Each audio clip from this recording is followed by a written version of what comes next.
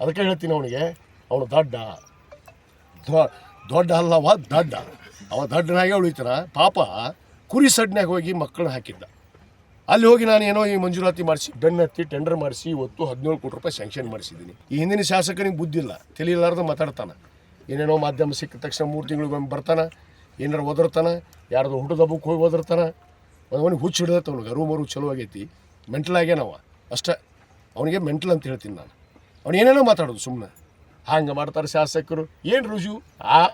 ಆರೋಪ ಮಾಡೋ ಪೂರ್ವದಲ್ಲಿ ಆಧಾರವನ್ನು ಇಟ್ಕೊಂಡು ಮಾತಾಡ್ಬೇಕು. ಅದಕ್ಕೆ ಹೇಳ್ತೀನಿ ಅವನಿಗೆ, ಅವನು ದೊಡ್ಡ ಅಲ್ಲವ ದಡ್ಡ.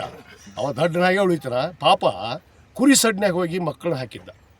ಅಲ್ಲಿ ಹೋಗಿ ನಾನು ಏನೋ ಈ ಮಂಜೂರಾತಿ ಮಾಡಿಸಿ ಬೆನ್ನತ್ತಿ ಟೆಂಡರ್ ಮಾಡಿಸಿ ಇವತ್ತು 17 ಕೋಟಿ ರೂಪಾಯಿ ಸ್ಯಾಂಕ್ಷನ್ ಮಾಡಿಸಿದ್ದೀನಿ. ಇವನೇ ಮಾಡಿದ್ದು ಜಾಗ. ಇದು ಜಾಗ ಕೂಡ ಅವನ ಅವಧಿಯಲ್ಲೇ ಆಗಿದ್ದು 19ರಲ್ಲಿ. ಅದಕ್ಕೆ ನಾನು ಇದನ್ನು ನಿರಾಕರಿಸ್ತೀನಿ. ಈ ಜಾಗೆಯಲ್ಲಿ ನಾನು ಕಟ್ಟಡ ಮಾಡೋದಿಲ್ಲ. ಇದಕ್ಕೊಂದು ಒಳ್ಳೆಯ ಜಾಗ ಕೊಡ್ತೀನಿ.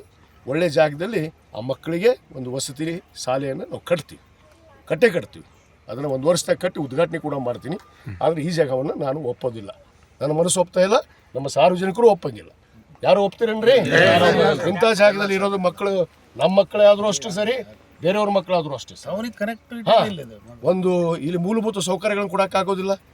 ಇಲ್ಲಿ ಕುಡಿಯೋ ನೀರಿಲ್ಲ, ಚರಂಡಿ ಇಲ್ಲ, ಸ್ಮಶಾನ ಕೂಡ ಇದೆ. ಇಂಥಲ್ಲಿ ಸುಡುಗಾಡದಲ್ಲಿ ತೊಗೊಂಬಂದು ಹಾಕುವಂಥದ್ದು ಉದ್ದೇಶ ಇವ್ರು ಮಾಡಿದ್ದಾರೆ. ಅಂದ್ರೆ ಇವ್ರು ಕೇರ್ಲೆಸ್ ಅಂತ. ಮಾನವೀಯತೆಗೆ ಗೌರವ ಇಲ್ಲ, ಮಕ್ಕಳ ಮೇಲೆ ಕಾಳಜಿ ಇಲ್ಲ, ಶಿಕ್ಷಣಕ್ಕೆ ಗೌರವ ಕೊಡುವಂಥವ್ರು ಮಾಡೋದಿಲ್ಲ. ಇದು ಒಳ್ಳೆಯ ಸುರಕ್ಷಿತವಾದ ಜಾಗದಲ್ಲಿ ನಾವು ಇದನ್ನು ಜಾಗ ನೋಡಿ ಅಲ್ಲಿ ಕಟ್ಟಡವನ್ನು ಪ್ರಾರಂಭ ಮಾಡ್ತೀವಿ. ಅಲ್ಲಿವರೆಗೂ ದಯವಿಟ್ಟು ಮಾಧ್ಯಮದವರಿಗೆ ವಿನಂತಿ ಮಾಡ್ಕೊಳ್ತೇನೆ, ಇದನ್ನು ನಾವು ವಿಷಾದವನ್ನು ವ್ಯಕ್ತಪಡಿಸ್ತೀನಿ. ಇದು ಸರ್ಕಾರ ನಮ್ಮ ಏನು ಅಧಿಕಾರಿಗಳಿಂದ ಆದಂಥ ಒಂದು ತಪ್ಪು. ಆ ಅಧಿಕಾರಿಗಳ ಮೇಲೆ ಕ್ರಮಕ್ಕೂ ಜರುಗಿಸ್ತೀನಿ, ನಾನು ಬಿಡೋದಿಲ್ಲ.